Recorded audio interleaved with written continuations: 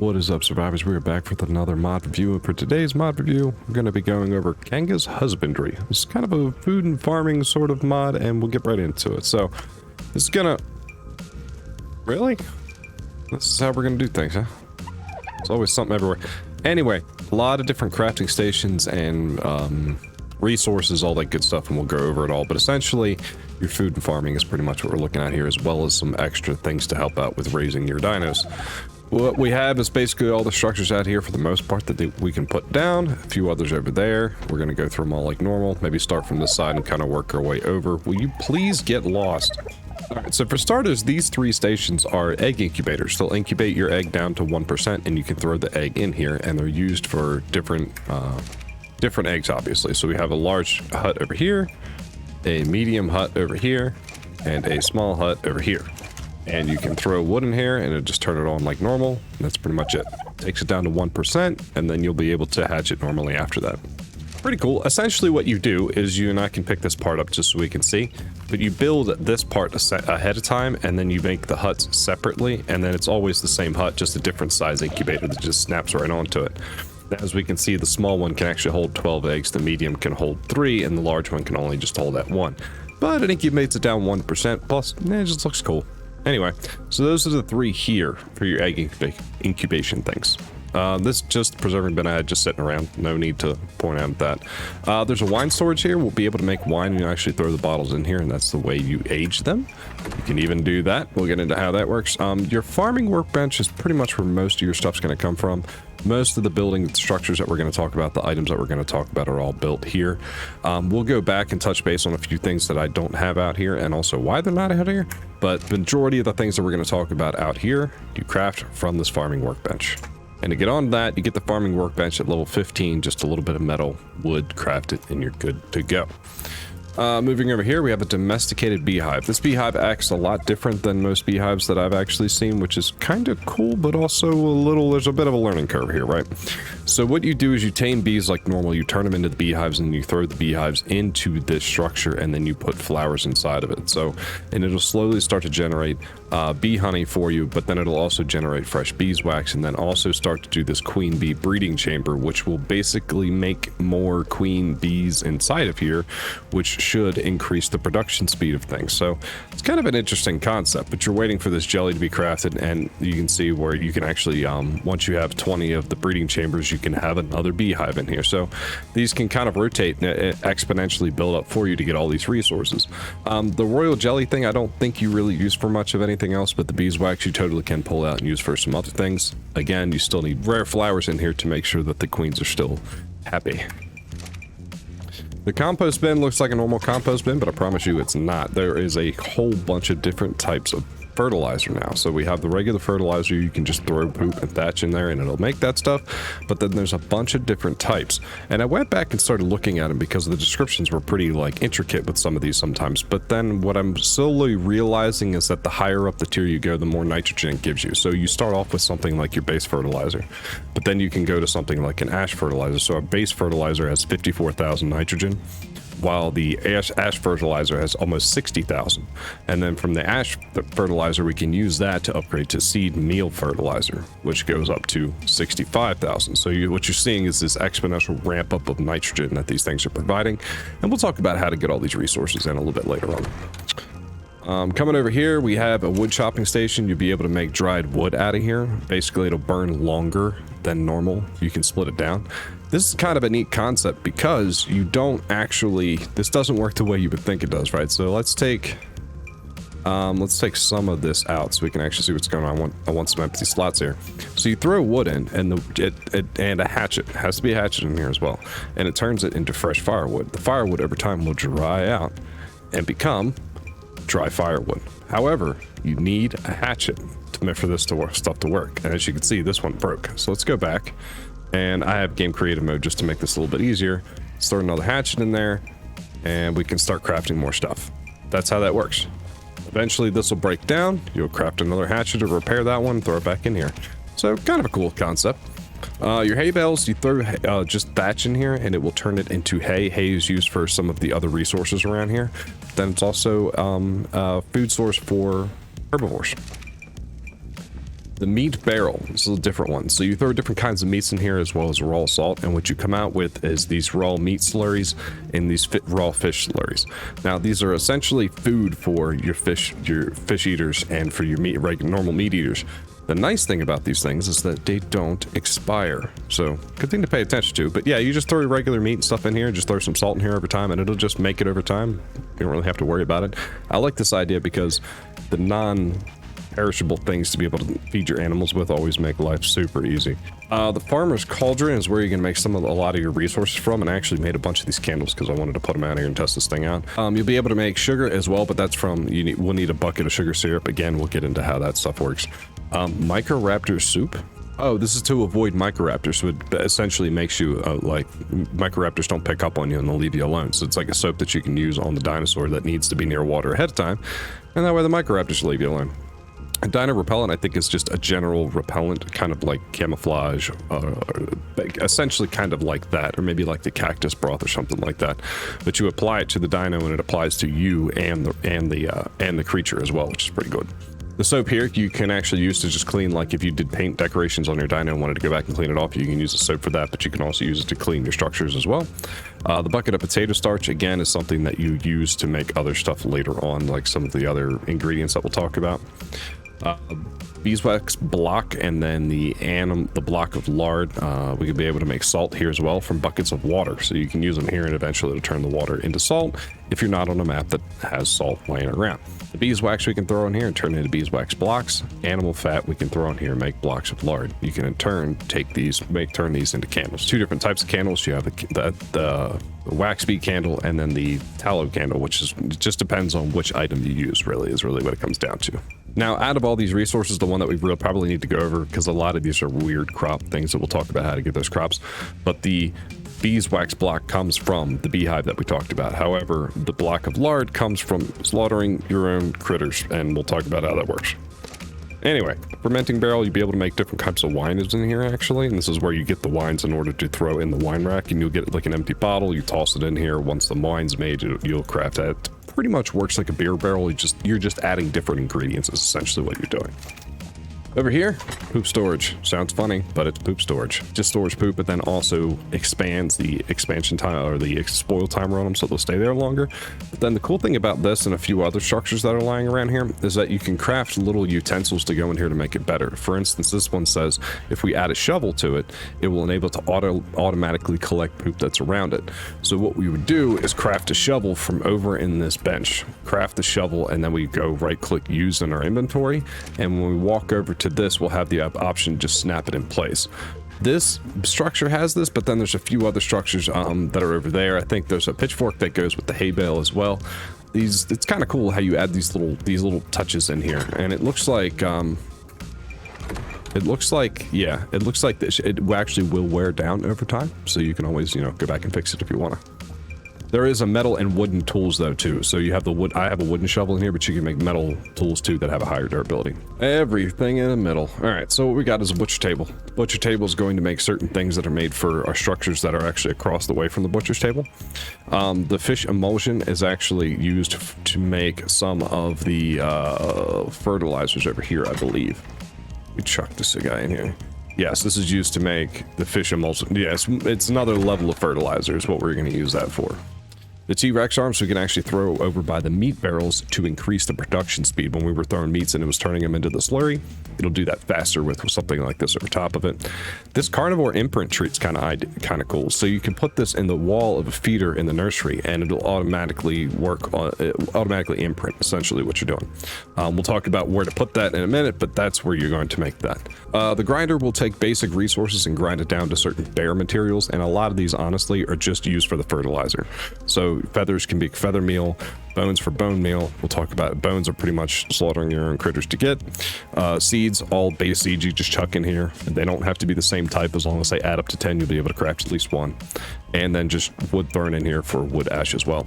And like I said, a lot of that is specifically for the different types of fertilizers that are over here. Over here we have the drying table. From here we can turn rice into rice seeds. We can turn salt, buckets of water into salt basically. We can take jute stalks, which is something you'll find laying around, and we'll talk about that, but you just throw it in here and you can just it'll just turn it over into thatch. And then we can take grapes and turn them into raisins. And again, this is another resource that we'll find in Harvest. I'll show you how that works here in a few too.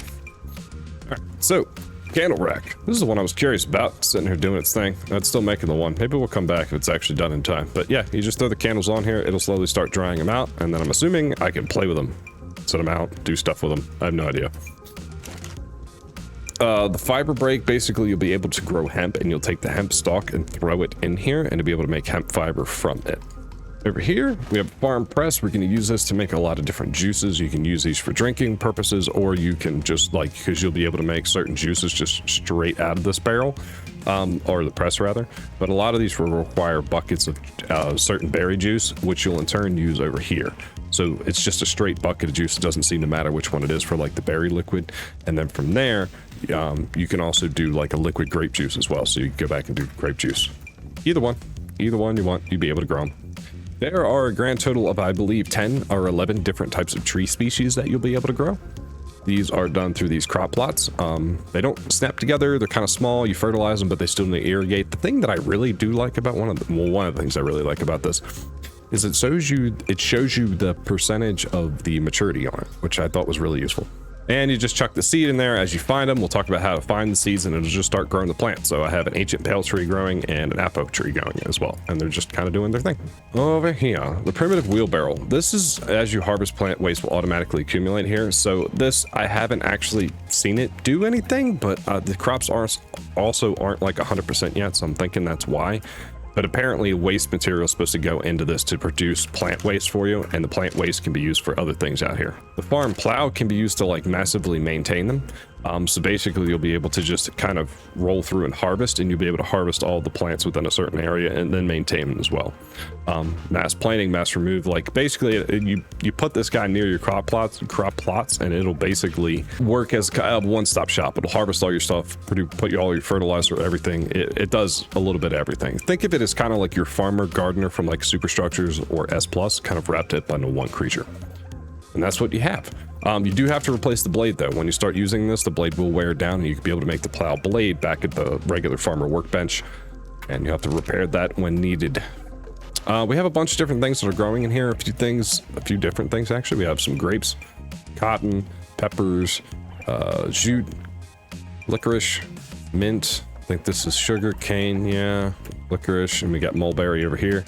There are a few others. I believe there is 14 total crops out here at this point, and you'll be able to plant these as normal.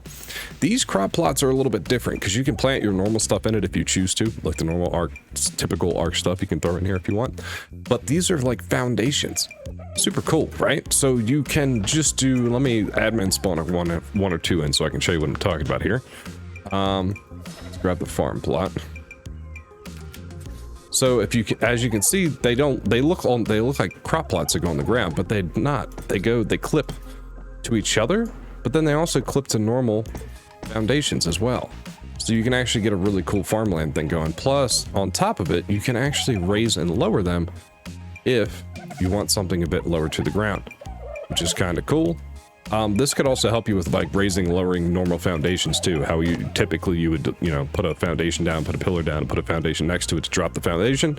You could do something like this and place one and lower it exactly where you want to, and then clip a normal foundation to it and lower your foundation super quick. You could also do something like this cool step down rice field look to it. I think that would be kind of neat to see. But yeah, you irrigate them like normal. They don't hold a lot of fertilizer, but I think that's compensated for being able to make the exponentially better fertilizer over there to slap onto these guys. Going over here. So this is a couple different pieces right here. This primitive farm workshop gets placed, and then this, which one is this called? I forget. The farm nursery gets clamped onto this. It snaps to it. These coops are not attached to it. They just I just lined them up there, but that's not what they're for.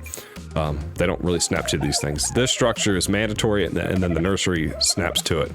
Inside of here, what you'll have is a couple different places. So you'll have multiple hay bales where you can kind of mass produce hay in here, and then you'll have multiple meat barrels where you can mass produce that slurry that we talked about earlier. So think of it as an advanced one-stop shop to what we had over here. This barrel and that bay of hail. It's just a lot of them put in one spot for you, so you don't have to have just little ones here and there. makes it a bit easier to manage. The nursery, essentially what it will do is try to take care of your imprinting stuff, right? So you throw the imprinting treats on here, the lollipop looking doohickers that I showed you earlier, you toss them in here and it will eat them to get imprinted. So you don't have to worry about all the different weird imprints that you would normally have to run through. You just put them in there, make sure the guys are in range of it, and they'll get fed. Over here, as you can already hear, it is a coop. Now, these are tamed dodos. These are dodos that I tamed and then threw in here. You can throw a couple different shoulder animals in here, but the whole purpose is over time, they will make dodo eggs, and then the dodos will actually make feathers that we use for a couple of other things. You can tell it to generate poop for you if you want to, but you have the option to turn that on and off depending on what you want. Also, this is really cool. The option to manage, let me go back, I clicked out of it by accident. You have the option to manage the whole thing here. You can pick the animals out, you can open their individual inventory, and you can even turn them on mating while they're in the coop. So it's kind of like a mini little primitive cryo storage thing, but you get to open up their inventory and spend their level ups however you want to do it. Pretty cool concept, just have them sit in here and gain XP over time and level them up. This is what the coop looks like empty, as you can see. It's got a couple different slots. Looks like it's, what is it, 369? I forget how many spots are on here. Yeah, there's 9 slots in here. It's supposed to be able to handle other shoulder animals as well, other carryable animals. So, I don't know, like dimorphodons or something here would be kind of cool too. If you're tired of hearing the dodo noise over and over and over and over again. I like how they were quiet for a second, like they heard me. Anyway, so that is all the crops, the buildings, the structures, and all the fun stuff you're going to be able to make in here. Now, there's a couple different things that we have to pay attention to when you're using this. One is, how do we find the seeds for all these different plants? This took me a second to figure out, and it's actually pretty ingenious. So, one of the things you'll be able to make on this bench is this plant commendium, and you'll be able to open this up, and it's going to learn you some stuff. So, when we do that, we get a full listing of all the different crops that are added into with a description of them and also how to find them. Now, if we go through cotton plant per se, towards the bottom, the wild cotton plant can be found near beavers or the Mesopithecus. And then the garlic will be found by mammoths, shrikes. And this keeps going through all the different resources. It'll tell you where to find these things. And what they do, oddly enough, is share spawns with certain animals. That's how it works. So that's where you'll find these plants. So let me go peruse around real quick and see if I can't track one down and show you what I'm talking about. All right, here we are. Found some wild cotton because there's some Mesopithecus just hanging out here by the beach. And you just walk up and pick it up. They won't work like normal plants. You won't just like, run up and hit E to harvest or harvest it with a berry picker. You just go up and hit E, and then sometimes it'll have some of the resource, but then it'll also have the seeds in here. Now again, if we look this up in the book here, where are we at? Cotton by the beavers and the Mesopithecus. So it's kind of cool because it's all dependent on where the animals spawn at. That's where you're going to find those certain resources. It's not like to a certain region of the map or certain plants, which I kind of like, is it makes this mod work on just about any of these maps because all of these creatures essentially are on all of those maps. They're all the base creatures that you would find out of the island, making it a ton easier rather than trying to track down certain bushes in certain biomes that may or may not be existing depending on the map that you're using. As long as you got access to bare, normal Ark animals, you'll have access to all the stuff you're looking for too. But that's how you'll find the seeds for your for all of your normal crops. The trees honestly seem to be very random. I just find them in random places. I haven't seen a rhyme or reason to those things at all. But it's kind of cool, and they are really just decoration. They don't really do anything other than look cool, but the option's there if you choose to go down that road. So the other thing we wanted to talk about is certain materials that you're going to need. So what you'll find is that you're going to need things like animal fat to make these blocks of lard. You're going to need things like animal bones in order to make your bone meal, and you're going to need things like feathers. Now the feathers we can get straight up from having dodos in the coop. It'll just generate feathers over time. We'll be able to make stuff out of there. It's pretty easy. But we also want to be able to have some of that other stuff. Now the other stuff is actually buckets of blood, which sounds horrible, but it is a thing. You'll need it for some of your fertilizers and a few other things as well. The only other things that I didn't go over that are in here are these dindo bandages that are essentially used to help help with like bleeding or help with damage to be able to heal dinos a little bit quicker. These will require some of the new resources, some of the current resources. You'll mix them together and you'll be able to make those here. And you have the dino med kit that will heal them. They all pretty much work the same way. They're just kind of ramped up. So you have the regular bandage, then you have the ointment, and then you have the med kit, and they all kind of ramp up to at the end being the med kit, which heals the best. So what you will need out of here is the butcher's knife. One of the other things that we didn't talk about was the scarecrow, mainly because for the life of me, I cannot find a pumpkin like anywhere ever. I've like ran around this island for almost an hour trying to find one and still no dice. Anyway, you can plant a scarecrow and you'll get better harvests from planting the scarecrow near your crops is essentially how that works. Anyhow, back to the knife. So you'll need the butcher's knife. That's the one thing. You're going to need a tamed animal. I'm going to spawn in a Phiomia because that seemed to work pretty well. All right, so Phiomia's here. So if I have the butcher knife equipped, it's very important that you have the butcher's knife equipped. If I walk up to the animal and hold in E, I will have the option to slaughter. Now, if you notice where behavior is at on this radio menu, if you tame an ovis, you'll have two different slaughter options because ovis can already be slaughtered, but the slaughter option will be in orange. Do not pick that one. Pick this one. Slaughter the ovis with this knife equipped. Now it goes a step further. Do not harvest this with just anything. Walk back over to it. Keep the butcher's blade out. Hold in E over the animal again, and then go to butcher. This is how you'll get all those special resources that you'll need. And as you can see, we got bones, we got blood, we got animal fat. Now the blood can be used, we can make blood buckets here. We can have normal buckets and you'll use those to make, like I said, a few other different things. But you'll have bones and you'll have, where is it? We'll have the animal fat here as well. And again, they're all used to make different resources out here. It's basically what we're looking at. In general, that's about it. I like it. I think it can be coupled with a few other things to make it better. And I like it. I really like these crop plots that work like foundations and snap to each other. I think those are really neat. The option for how to find the seeds based on creature spawn is a really cool one to me. It kind of makes it so that it's very much guaranteed. I dig that. I think that's really neat. I think the structures look great, but I mean, we did the Kanga blacksmith mod and I feel like I kind of knew what to expect. Everything was going to look really neat and it does look good. I think so. I'm not sure. I mean, this is more of a husbandry mod. So like, this is more for like raising animals and tending animals and farming and stuff like that. So I saw myself getting all these different ingredients thinking that there was going to be a lot of different cooking things, and that's not really what this mod is about. This mod's more for like the farming and raising of animals is pretty much what you're looking at. If you're looking for a farming mod, this is what you're looking at. Now, you can't plant a Harvs Corner statue, but you can download a Harvs Corner mod. Links in the description. Anyway, guys, that's really it for Kangas Husbandry. I want to thank you guys for watching. Thanks for hanging out.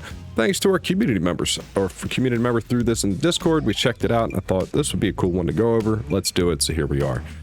But yeah, that's it. As usual, we will have a link to the Steam Workshop page in the description of the video so you can check that out when you'd like to. And again, thanks for watching. Thanks for hanging out. See you all in the next one.